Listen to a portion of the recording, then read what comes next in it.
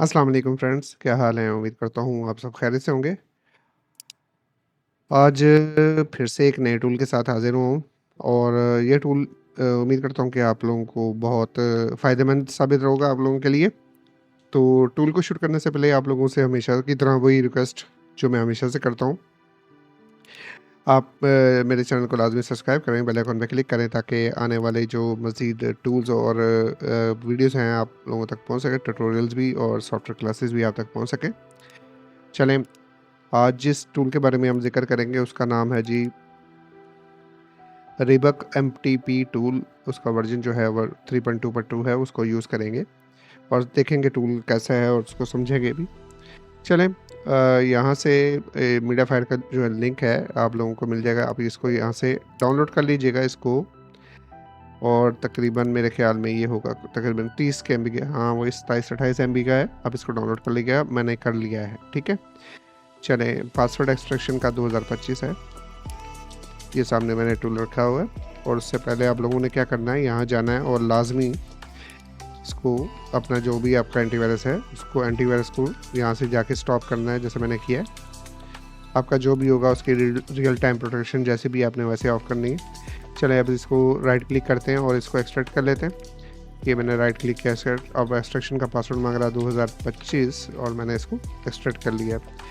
ये यहाँ पड़ा है और मैं इसको अब डबल क्लिक करके ऑन करता हूँ। मुझे लगता है 2 दफ़ा हाँ, ये 2 दफ़ा आ गया। आप इसको 1 दफ़ा डिलीट मार दें इसके अंदर से। तो ये है रिबक एमटीपी टूल जिसके बारे में आप लोगों को बता रहा था। आपने इसको चलाना है रन एज़ एडमिनिस्ट्रेटर लाज़मी है, ठीक है? और इसको करना है येस। तो ये सॉफ्टवेयर अभी चेक करेगा कि मैं जो हूँ वो अपडेटेड हूँ या नहीं। अगर अपडेट आई होगी तो ये अपडेट करेगा। अभी ये बता रहा है कि मैं अप टू डेटेड हूँ। चलें, वेट कर लेते हैं, ये अभी चलता है। मैं उतनी देर आप लोगों को बता दूं कि ये बेसिकली एक एफआरपी और एमटीपी टूल है और एफआरपी को खोलने के लिए और यूनिवर्सल टूल है, ठीक है। बेहतरीन चीज़ है, आप लोगों को नज़र आ जाएगा, समझ में भी आ जाएगा। ये इनकी वेबसाइट है। चलें, ये है टूल। अब इसमें है यूज़र नेम और पासवर्ड लगाना, क्योंकि ये 100% ओके टूल है तो यूज़र नेम और पासवर्ड भी ऑथेंटिक है। अब मैंने यूज़र नेम पासवर्ड वहाँ नहीं दिया तो ये यहाँ पे आपको लॉगिन की जो आप डाउनलोड करेंगे फाइल उसके अंदर लॉगिन में डिटेल में मिल जाएगा। यहाँ से इसको कॉपी कर लीजिएगा, ये जैसे मैं कर रहा हूँ, ठीक है, ठीक है। और यहाँ पे आके पेस्ट कर दीजिएगा और वेट कीजिएगा। अभी वेट करते हैं, देख लेते हैं क्या होता है। ये देखें, ये क्या हुआ जी, हमारा जो सॉफ्टवेयर है वो रिबक टूल जो है वो लॉगिन हो गया। अब यहाँ से इसको मैं यहाँ से इसका डेस्कटॉप व्यू जो है ना, मैं आइकॉन्स छुपा देता हूँ ताकि आपको क्लियर नज़र आए और आप समझने में बहुत आसानी हो जाए आप लोगों को, ठीक है। सबसे पहले जो ये कमांड प्रॉम्प्ट आपको नज़र आ रहा है, ठीक है, ये है कमांड यूनिवर्सल, ठीक है। ये तमाम सेटों को लिए अप्लाई कर सकते हैं। ये अब ये जो सेट दिए हुए हैं ये इन सबको सपोर्ट करता है, ठीक है। और ये स्पेशल जो जगह बनाई हुई है ये है सैमसंग के मोबाइल्स के लिए, ठीक है। कुछ यूटिलिटीज़ भी बताई हुई हैं, इनके बारे में भी आप लोगों को बताऊंगा, इसके बारे में भी बताऊंगा। चलें, सबसे पहले इधर आ जाते हैं। यहाँ पे अगर आपका मोबाइल एक नॉर्मल मोड में लगा हुआ है और उसके अंदर एमटीपी पोर्ट बनती है, ठीक है, तो आपने क्या करना है, मोबाइल अटैच करने के बाद चेक डिवाइस पे क्लिक करना है। उसके अंदर अगर एमटीपी पोर्ट बनेगी, मॉडेम पोर्ट बनेगी, तो वो यहाँ से डिटेक्ट कर लेगा। डिटेक्ट करने के बाद आप यूट्यूब पे भी जा सकते हैं, सेटिंग भी खोल सकते हैं, कॉल सेटिंग भी खोल सकते हैं, एडीबी ओपन करने की कोशिश भी कर सकते हैं, ब्राउज़र पे भी जा सकते हैं और फाइल मैनेजर ओपन कर सकते हैं, डायल पैड ओपन कर सकते हैं, स्टोर ओपन कर सकते हैं, सैमसंग अकाउंट का लॉगिन का पेज ओपन कर सकते हैं। इसके अलावा 15 OS 15 का लॉन्च कर सकते हैं। उसके बाद गैलेक्सी स्टोर खोल सकते हैं और S9 का गैलेक्सी स्टोर खोल सकते हैं और अलायंस की एप्लीकेशन है उसको डायरेक्टली ओपन कर सकते हैं, ठीक है। उम्मीद है ये यूनिवर्सल है, इवन के सैमसंग भी आप इसके अंदर यूज़ कर सकते हैं, ठीक है। यहाँ आ जाएंगे कमांड सैमसंग की। अब सैमसंग के लिए जो कमांड्स हैं वो दी हुई है एमटीपी पोर्ट पे, आप उसकी इन्फॉर्मेशन सारी ले सकते हैं। अगर आपने रीसेट मारा हुआ है और नॉर्मल तरीके से आपने मोबाइल को अटैच किया हुआ है, कुछ नहीं किया हुआ, तो एमटीपी पोर्ट में आप उसकी इन्फॉर्मेशन ले सकते हैं। अब सेट डिवाइस डिबग यानी एडीबी पोर्ट जो है उसकी वो आप ऑन करने की कोशिश करेंगे इसके ज़रिए। अच्छा, तीसरा है जी रीसेट एफआरपी। रीसेट एफआरपी में क्लिक करता हूँ, उसके अंदर भी ऑप्शंस हैं। इसमें 2 मेथड दिए हुए हैं। एक एफआरपी है जो जनरल आम रूटीन में हम 2015 से लेके 2000 अभी तक के सेट जो हैं उस पे अप्लाई कर सकते हैं, और एक ख़ास किस्म के 2024 के जो है ये 2 मेथड दिए हुए हैं। आप इनमें से कोई भी मेथड जो है वो अप्लाई करके यूज़ कर सकते हैं।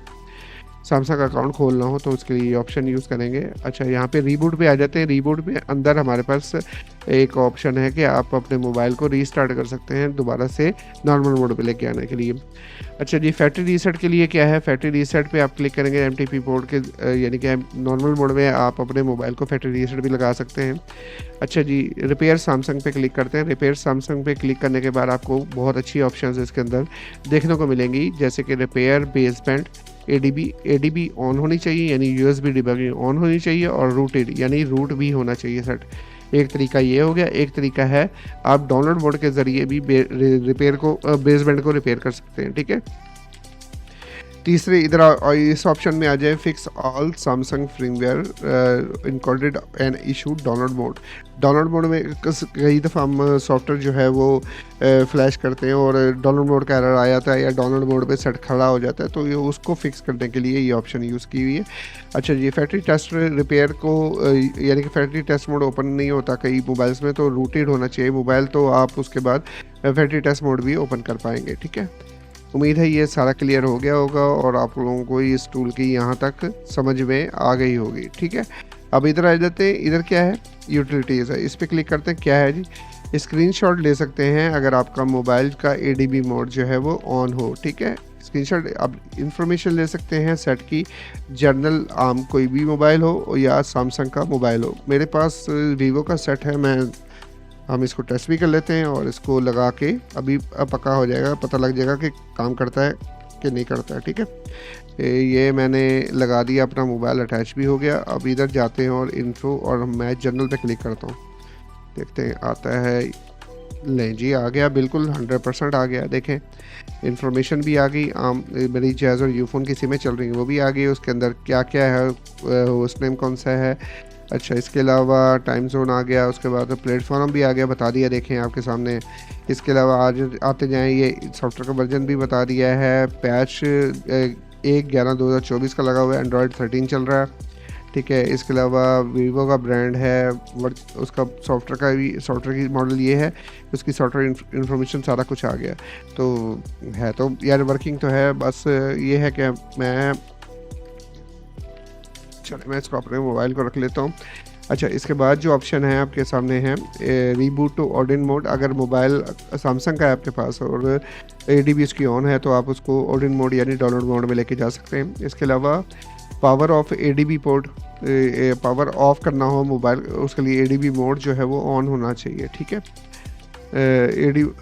और आप इस पर क्लिक करेंगे तो मोबाइल जो है वो पावर ऑफ हो जाएगा। ऑर्डिन मोड जो है वो रीबूट करने के लिए, अगर डाउनलोड मोड में हो मोबाइल और आप उसको रीबूट करना चाहते हैं तो आप ये वाली ऑप्शन यूज़ करेंगे।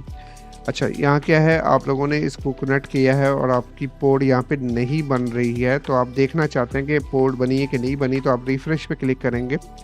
तो ये क्या करेगा, ये आपको डिवाइस मैनेजर जो विंडोज़ का अपना होता है उसके अंदर ले जाएगा, जहाँ पे आप इसकी पोर्ट देख सकते हैं कि कौन कौन सी बन रही। अगर नहीं शो हो रही थी, यहाँ पे अगर कोई तीसरी पोर्ट बनेगी तो वो यहाँ पे शो होना शुरू हो जाएगी।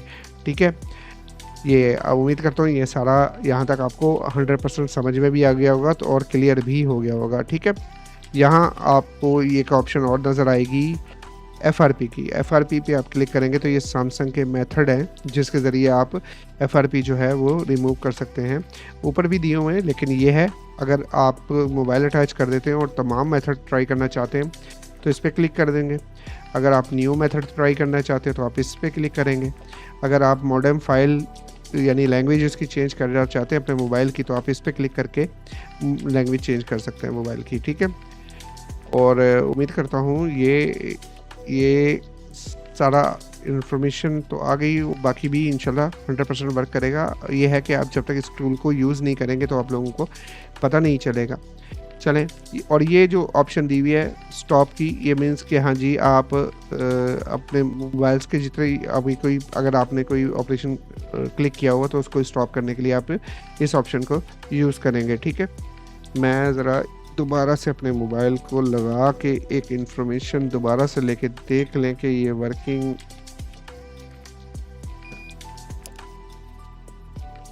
हाँ जी करता है जी, करता है। यानी कि सॉफ्टवेयर जो है ना वो वर्किंग है। अब बाकी आप लोगों के यूज़ करने पे है, आप लोगों को ये मुझे उम्मीद है कि सैमसंग के जितने भी एफआरपी हैं वो और बाकी भी आप लोग इंशाल्लाह उसको इस टूल के ज़रिए खोलेंगे और कवर करेंगे।